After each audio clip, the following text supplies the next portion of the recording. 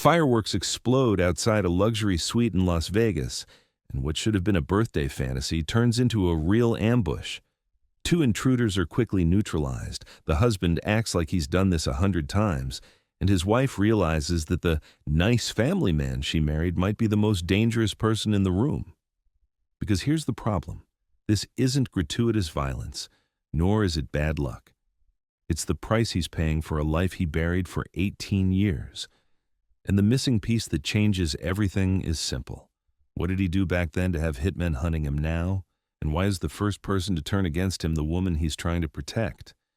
We need to go back in time, but not to the beginning, to the moment the world accidentally exposed him. A couple shares a private kiss in public, and a group of thugs turns it into content, mocking them while recording and spreading it online.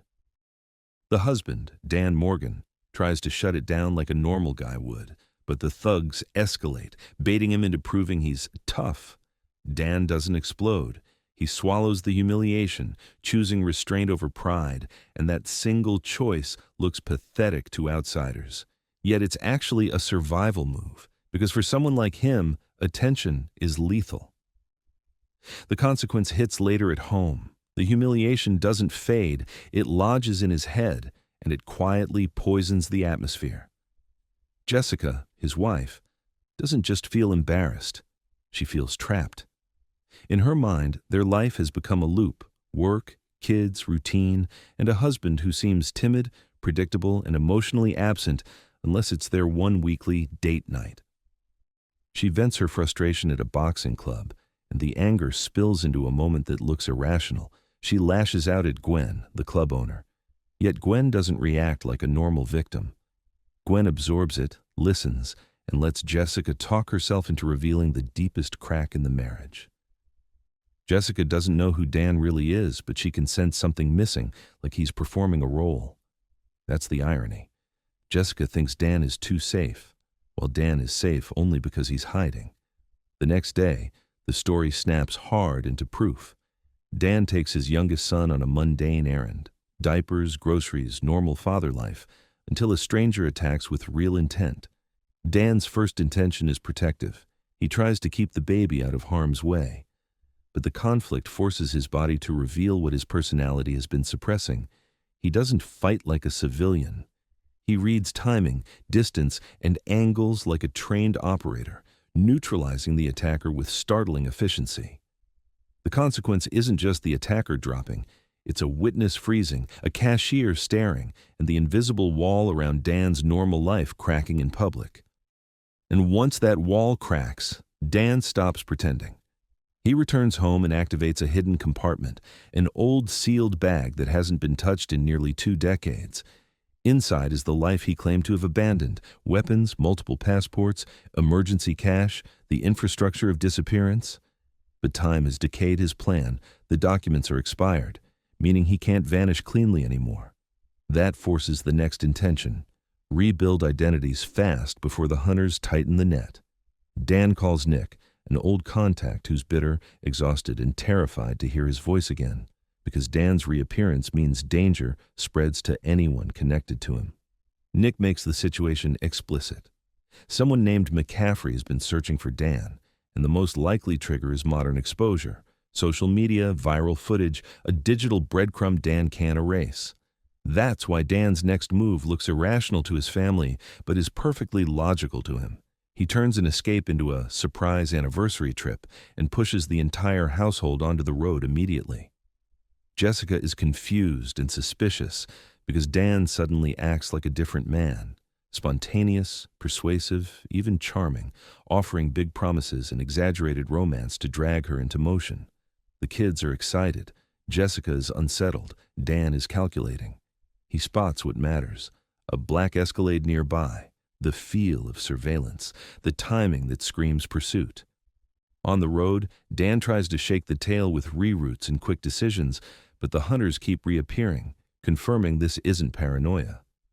He takes the family to his workplace, finds a tracking device under the vehicle, removes it, and deliberately misdirects the pursuit by planting the tracker on another car.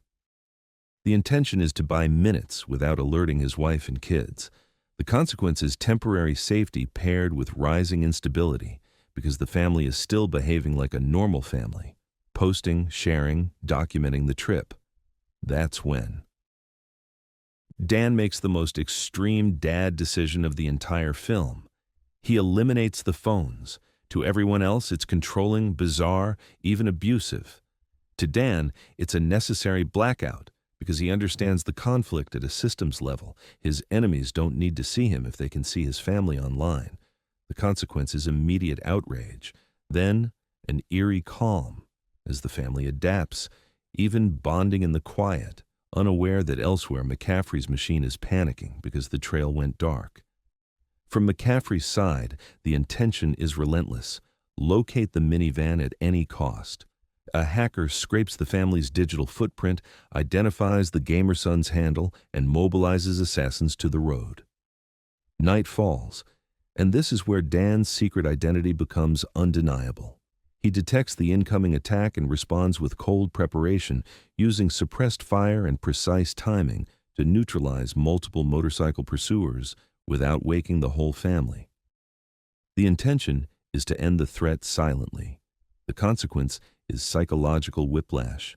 His children half-witness something they can't process, while Jessica remains emotionally behind the truth, still interpreting Dan through the old, timid husband lens. The road calms, and Las Vegas arrives like a reward. But it's only a staging point. Dan meets Nick, pays a massive sum for new identities and immediate flight plans, and returns to the suite armed and vigilant. Jessica, swept by luxury and romance, thinks the trip is finally their reset. Dan thinks it's their last chance to leave alive. He starts to confess, not everything, but enough to test the ground yet before the truth can land. The fireworks begin, and the suite becomes a battlefield.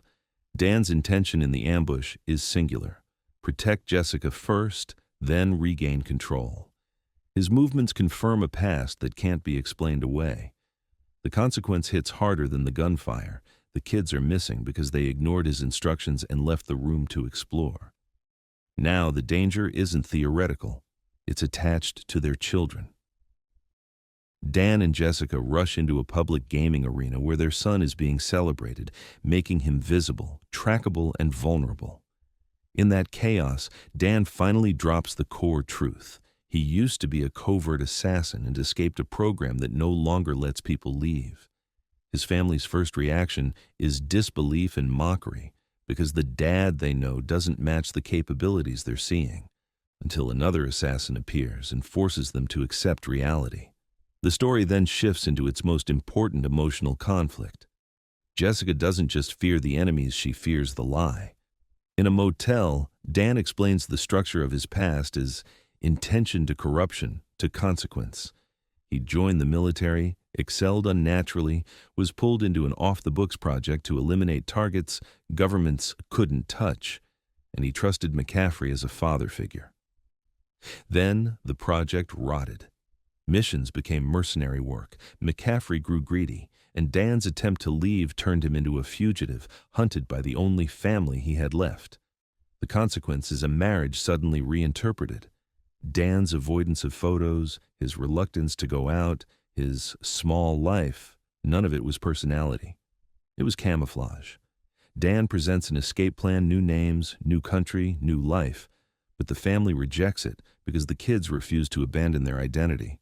And Jessica refuses to follow a man who built their entire life on omission. When Jessica leaves with the children, it looks like betrayal, but her intention is still protection. She believes distance from Dan reduces the threat. The conflict is that she chooses the wrong ally, Gwen. Gwen reveals her true role through implication and timing. She's not just a friend, she's connected to Dan's past, and she wants Dan for herself or for payment. The consequence is chilling. Jessica and the kids become leverage, delivered neatly to the enemy's orbit. Dan receives McCaffrey's demand, a public meeting at an abandoned casino, alone, within minutes. Dan goes, because a trap is better than a mystery when your family is the hostage. In the casino, McCaffrey reframes the conflict as personal ownership. Dan wasn't just an employee, he was legacy.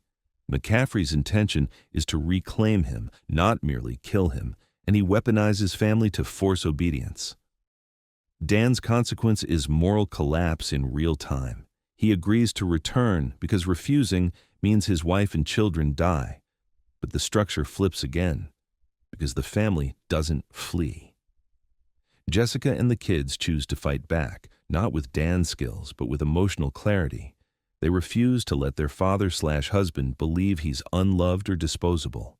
Their intention becomes rescue. The conflict becomes capability. The consequence becomes transformation. Jessica confronts Gwen in a brutal personal fight, where Gwen's advantage is strength and experience.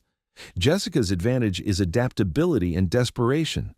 She stops trying to win clean and starts trying to win it all, using the environment, timing, and opportunism. In parallel, Dan coordinates with his son through a drone feed, turning chaos into teamwork, and dismantles McCaffrey's squad with efficiency that proves he never lost the skill. He only chose not to be it. The final confrontation resolves in the most meaningful way. Instead of executing McCaffrey like the old program would demand, Dan chooses exposure and accountability, handing him to law enforcement and accepting that his own past might finally catch him too. Jessica and the children testify in his favor, reframing Dan's violence as defensive, anchored to protection rather than cruelty. The consequence is not a perfect happy ending, but a new contract. Truth replaces camouflage, and love becomes something you do in the open, not something you hide behind. But here's what remains once the dust settles. If a man can behave normally for 18 years while concealing an identity designed to kill, the real question is not whether he can change, but whether those who love him can ever fully know where the mask ends and where the real person begins.